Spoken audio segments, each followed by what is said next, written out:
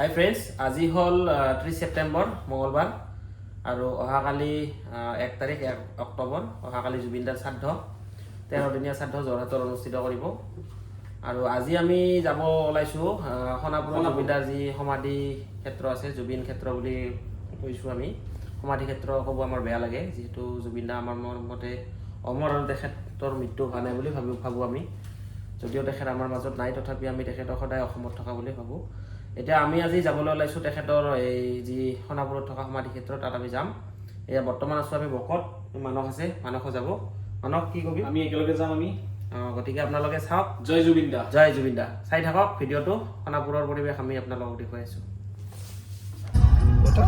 এই বন্ধুসকল, আমি পালোঁ গোবৰ্ধন। চাওকচোন, একদম পূজাত মানুহ নাই এইবাৰ, একদম সেৰেঙা। এইবাৰ গোবৰ্ধনৰ এইটো ৰাস্তা দি আহিবই নোৱাৰি, ইমান মানুহ। এইবাৰ একদম মানুহ দুনো নাই। সকলোৰে তাৰমানে মনত এটাই দুখ, জুবিনবিহীন অসম। কি পূজা, কি পূজা, কি গুৰুজনাৰ আৱিৰ্ভাৱ তিথি, সাংস্কৃতিক অনুষ্ঠান একো নাই, সকলোৱে বাতিল কৰিছে। একদম জনশূন্য আচলতে। এই পূজাৰ দিনত এনেকুৱা ৰাস্তাত কিমান ভিৰ, কিন্তু এইবাৰ একদম ভিৰ নাই, নহয় মানস? হা মানস? গিৰিজা মনটো কিবা ভাল লাগছে না? অলপো কিন্তু ভাল লগা নাই, হয় না?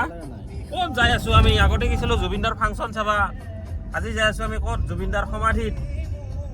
তাতকৈ আৰু দুখৰ কথা কি হ'ব পাৰে অসমবাসী ৰাইজৰ কাৰণে, হয় নহয়? এই চামকানু মহন্ত আৰু এই সিদ্ধাৰ্থক আমি শিক্ষা দিব লাগিব, ফাঁচি দিব লাগে তাহাঁতক। অসমৰ সম্পদ লৈ যায় তাহাঁতে ৰাখবা নাজানিল। মই কিন্তু গোৱালপাৰাবাসী দেই, আৰু বাকী কেইটা কামৰূপৰ। আৰু কিবা শুনি আছোঁ মুস্তাফিজুৰে বোলে কিবা কপিৰাইট লগাইছে নেকি? হা মানস, শুনছা না? মায়াবিনী গানটো বোলে সেই কিবা কপিৰাইট লৈছে। এইবিলাক ফাটলামি নহ'ব দেই মুস্তাফিজুৰ। আমিও গোৱালপাৰাৰ হয়, কথা বেয়া হৈ যাব।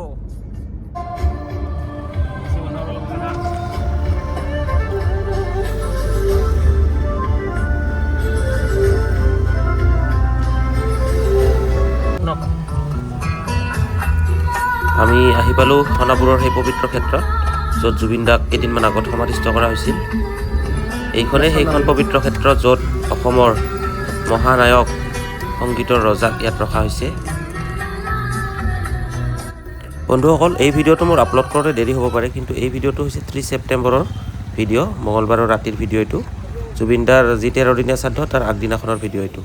আমি বৰ্তমান আহি পালোঁ সোণাপুৰৰ জুবিনদাৰ সমাধি ক্ষেত্ৰত।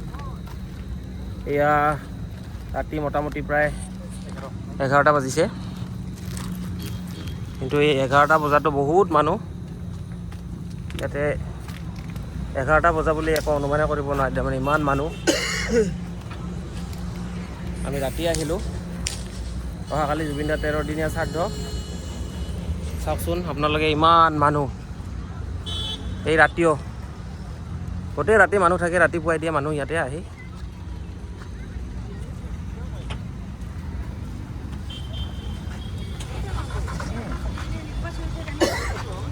এইফালে দিয়া।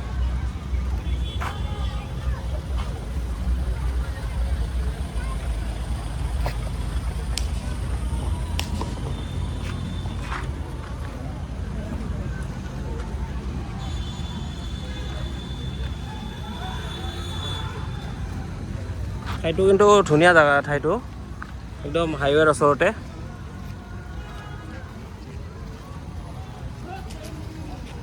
মন্দিৰৰ দৰে পৰিৱেশ হৈ গৈছে, তাৰমানে চাকি ধূপ, ইমান মানুহ। এইখন চিতাখন দূৰত।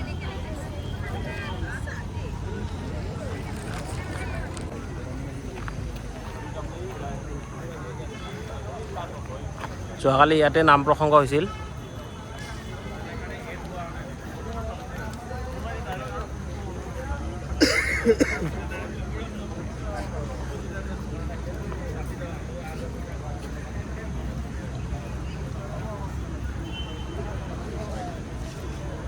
মানস, কি কবি? কি ক'ম মানে কথাই নাই, কি ক'ম আৰু নহয়। জুবিনদা ইমান কম সময়ত, আমাৰ কম বয়সত আমাৰ পৰা গুচি যাব বুলি ভবা নাছিলোঁ। ইয়াতে এনেকৈ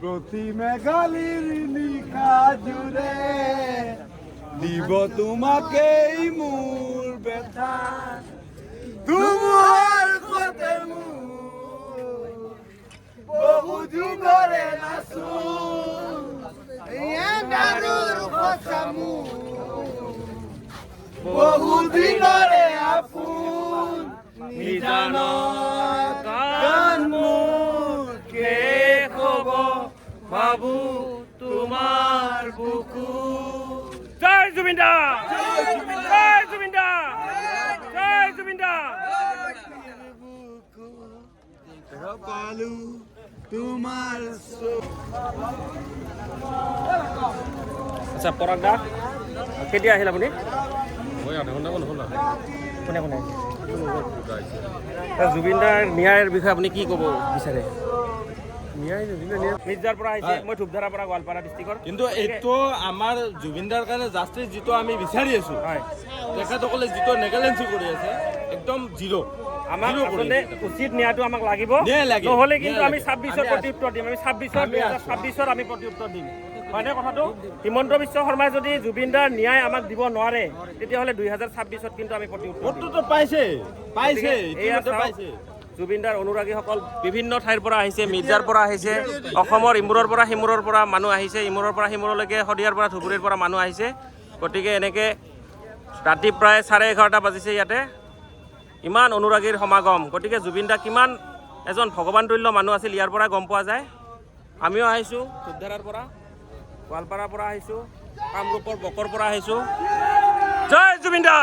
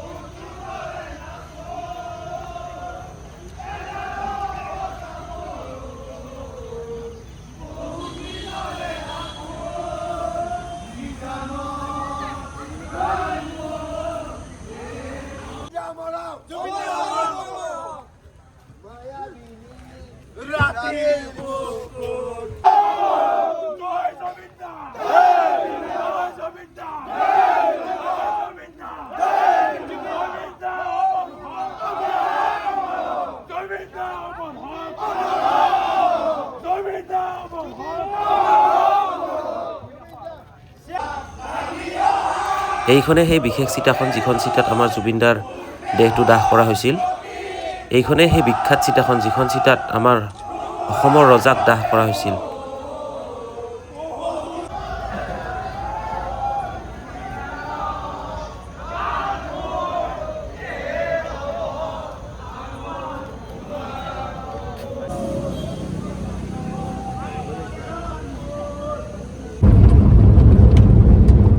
এয়া ৰাতি মোটামুটি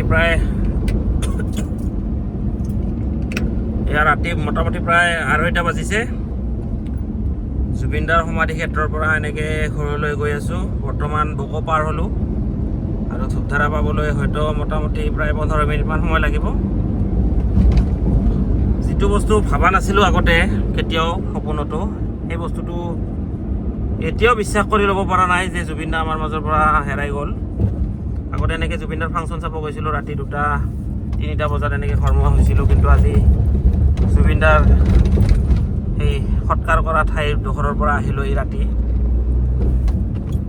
আচলতে কি ক'ম, ক'বলৈ ভাষা নাই। কিন্তু যি নেগলিজেঞ্চিৰ কাৰণে জুবিনদাৰ আচলতে আমি এই দশা চাবলগীয়া হ'ল। গতিকে সেইকেইটা মানুহক অতি সোনকালে আচলতে শাস্তিৰ ব্যৱস্থা কৰিব লাগে, নহ'লে অসমবাসী ৰাইজে কেতিয়াও শান্তি নাপাব, জুবিনদাৰ আত্মাও শান্তি নাপাব। যিজন মানুহ ইমান ভাগৰুৱা হৈ আছিল, সেই মানুহজনক তেওঁলোকে পানীত নামিব দি লাইফ জেকেট নোহোৱাকৈ সাঁতুৰিব দিছে। গতিকে এই যিকেইজন আছে জুবিনদাৰ লগত, আছাম এছ'চিয়েশ্যনৰে হওক বা মেনেজাৰ সিদ্ধাৰ্থে হওক, শেখৰেই হওক বা অমৃত প্ৰভা নেকি তাইয়েই হওক, সিহঁতৰ আচলতে দায়িত্ববোধটো থাকিব লাগিছিল যে অসমৰ এটা সম্পদ, এটুকুৰা হীৰা তেওঁলোকে লৈ গৈছে, কিন্তু তেওঁলোকৰ কোনো কাণ্ড জ্ঞান নাই। গতিকে এইকেইটাক চৰকাৰে প্ৰটেকশ্যন দি আছে নেকি গম নাপাওঁ। এইকেইটাক সোনকালে লৈ অহাৰ ব্যৱস্থা কৰিব লাগে অসমত। আৰু আনি বেলেগ কি কৰিছে, কি কৰা নাই, মাৰ্ডাৰ কৰিছে কৰা নাই আমাৰ ক'ব লগা নাই। ইহঁতৰ যিটো নেগলিজেঞ্চি, এই নেগলিজেঞ্চিৰ কাৰণে তেওঁলোকে উচিত শাস্তি পাব লাগিব। তেওঁলোকৰ আচলতে যাৱজ্জীৱন কাৰাদণ্ড হ'ব লাগে মোৰ মতে। গতিকে এইখিনিয়ে ক'ব লগা। এনেকৈ ঘৰত গৈ আছোঁ।